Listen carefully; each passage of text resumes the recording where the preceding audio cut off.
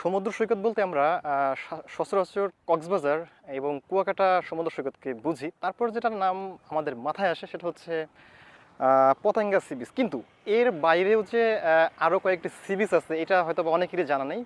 দর্শক, এটা জানতাম না আমি নিজেও।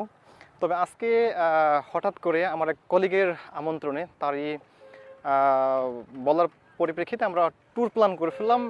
এটি হচ্ছে একটি চমৎকার সি বিচ সমুদ্র সৈকত। আর পর্যটকদের কাছে লুকিয়ে থাকা চমৎকার এই সমুদ্র সৈকতে দেখতে ভিডিওটির সাথেই থাকুন। আমরা রওনা করেছিলাম ফেনী থেকে ফুলগাজী হয়ে। তো আসলে অনেকটা যাওয়ার পরে আমরা পথ হারিয়ে ফেলছিলাম। যাই হোক, পরবর্তী সময়ে মানুষের কাছে জিজ্ঞাসা করে আবার সঠিক পথে আসলাম। আসলে এই দৃশ্যগুলো দেখেই বুঝতে পারছিলাম যে হ্যাঁ, এবার আমরা ঠিক পথে আছি, যেহেতু সমুদ্র পার্শ্ববর্তী রাস্তাগুলো ঠিক এমনই হয়ে থাকে। আপনারা আশেপাশে দেখলেই বুঝতে পারবেন যে আমরা অনেকটা কাছে।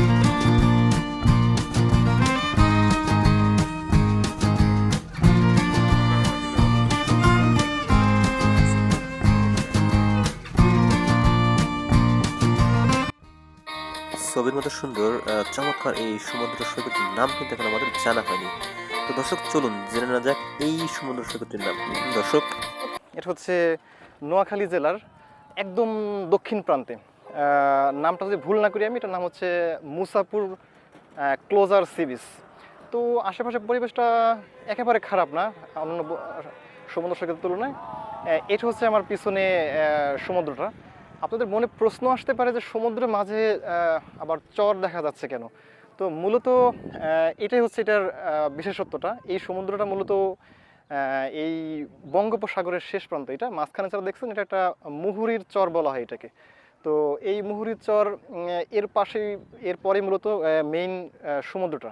তো এই মুহুরীর চরটাকে মূলত এটাকে একটা নদীর মতো করে ফেলছে, যার জন্য এই এলাকার মানুষটা কিছুটা হলো সেভ আছে এখানে।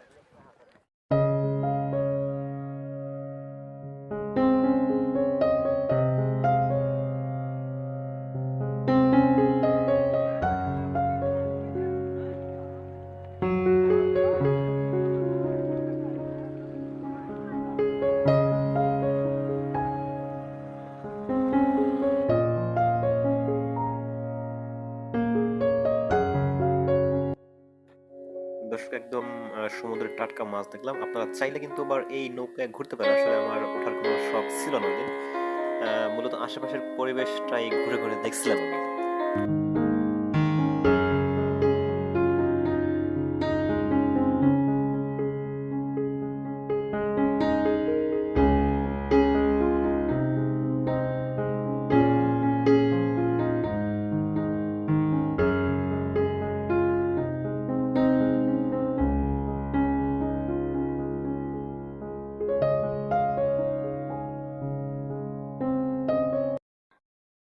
আবার এলো যে সন্ধ্যা, শুধুর দুজনা, চলো না ঘুরে আসি অজানাতে, যেখানে নদী এসে থেমে গেছে।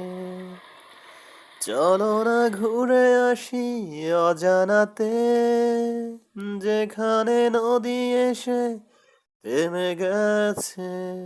দর্শক, একদম তাই। ঠিক আপনাদের এমন একটা জায়গা আমি দেখাবো। দর্শক, যদি বলি আমি একটি সমুদ্র আর নদীর মোহনায় দাঁড়িয়েছি, কথাটা বলে একদম ভুল হবে না। আপনারা অবাক হতে পারেন। আমরা অনেকেই জানি যে প্রত্যেকটা নদীরই উৎপত্তিস্থল কোনো একটা হিমালয় পর্বতে, এবং সেটি পতিত হয় মূলত সমুদ্রে গিয়ে। আর আমি মূলত এমন একটা জায়গায় দাঁড়িয়েছি যেটা মূলত একটা নদী কিভাবে সমুদ্রে মিশে গেছে ঠিক তেমনি একটি জায়গায়। দর্শক, নোয়াখালীর মুসাফুর ক্লোজার সমুদ্র সৈকত।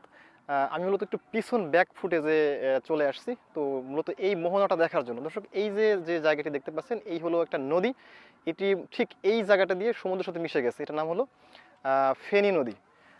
পিছনে চমৎকার যে নৌকাগুলো দেখতে পাচ্ছেন, এগুলো মূলত সমুদ্র থেকে জেলেরা মাছ ধরার জন্য ব্যবহার করা হয়। আর আমার হাতের ঠিক ডান দিকে ঝাউ বাগান রয়েছে, অনেকে ঘুরতে আসছে। খুবই চমৎকার একটি জায়গা। তো দর্শক, পরন্ত বিকেল বেলা পড়ে আসছে, আসলে এখানে বেশি দেরি করব না। আমরা আমাদের এখন ফেনীর দিকে রওনা হয়ে যাব।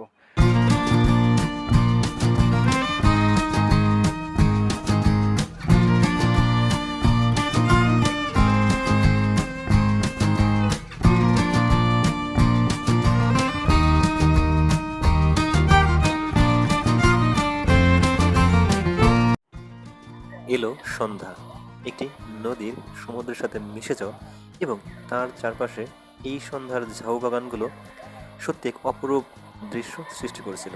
কিন্তু এই অপরূপ দৃশ্যে আমাদের আর অনুভূতি ছিল না যে ভাবতে সময় আমাদের একেবারে কম। তো দর্শক, আর থাকা যাচ্ছে না।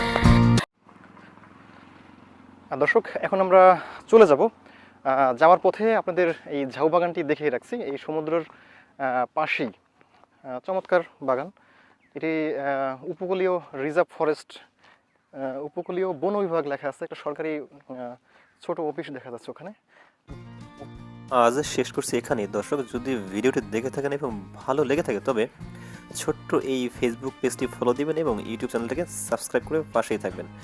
ধন্যবাদ সবাইকে, ভালো থাকবেন। দেখা হবে ইনশাল্লাহ নেক্সট ভিডিওতে। আল্লাহ হাফেজ।